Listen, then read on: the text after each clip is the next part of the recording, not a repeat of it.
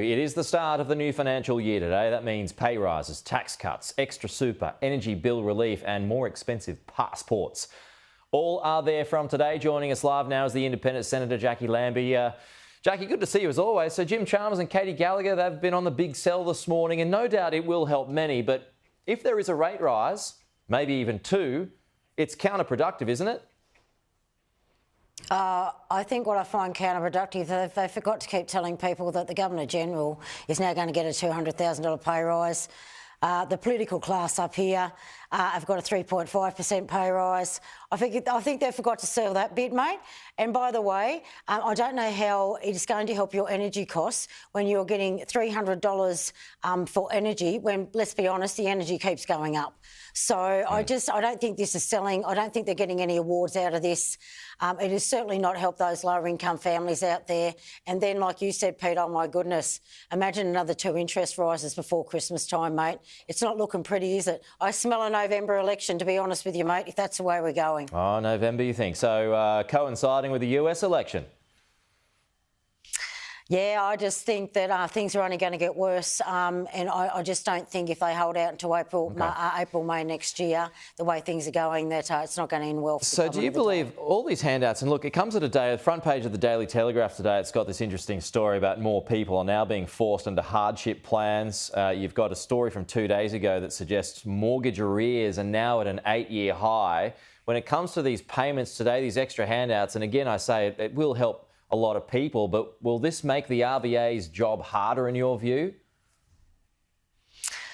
I don't think so. I think because people, I don't think they'll be spending a lot in those local shops. I mean, I just keep seeing those small businesses, those lease signs in those empty shops are up for longer.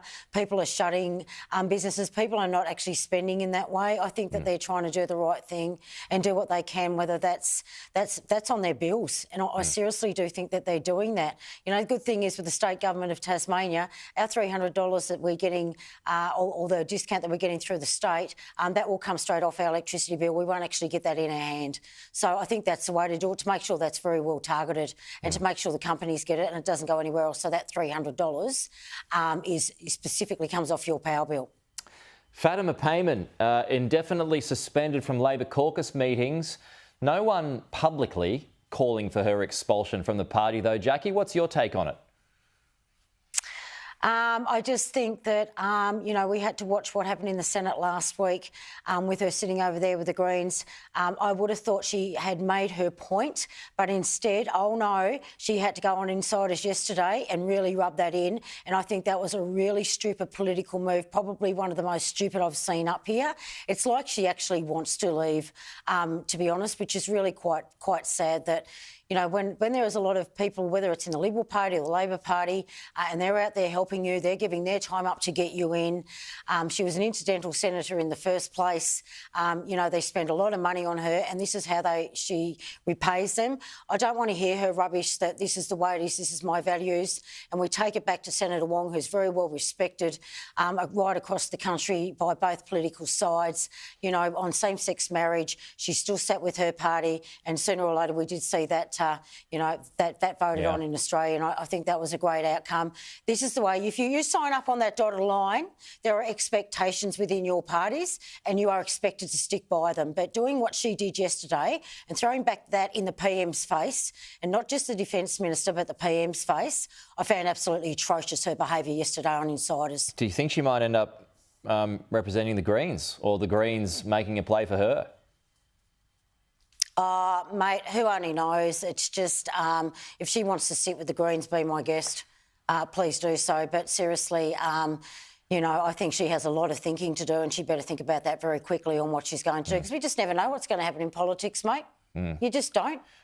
Yeah, you know, if you have too many of those crossbenchers, what do you call the swine? Oh, they call it. Isn't that what Paul Keating called us? Oh, the swill, the swine. You know, you might just go, that's it. We'll call a double D and we'll flush us out. So, you know, people just want to really think about what they're doing out there. I think when you get a position like this where you should be out there and you should be working for the country and what's best for it, but this is not what she's doing is not best for the country. Well, just on that pro-Palestinian cause, You've got the incident on the weekend where war memorials in Canberra were defaced with there they are, pro-Palestinian graffiti. That's the third time since March that sites in that area have been vandalised. So what do you make of that? Yeah, it's not just those sites. There's other cenotaphs that have been tacked around the country as well. I just want to let those people know, those pro-Palestinians, that, you know, sooner or later you keep doing that sort of stuff, any of that nicety towards you and the sorriness that people are feeling for you is going to wane very, very quickly. So be very, very careful. And by the way, I'd remind those pro-Palestinians the reason that you have freedoms in this country is through the blood, sweat and tears of those bloody veterans who have served this country since its beginning. Yeah. Since its beginning. That's true. That's true. Jackie Lambie, good to see you as always. Talk to you soon.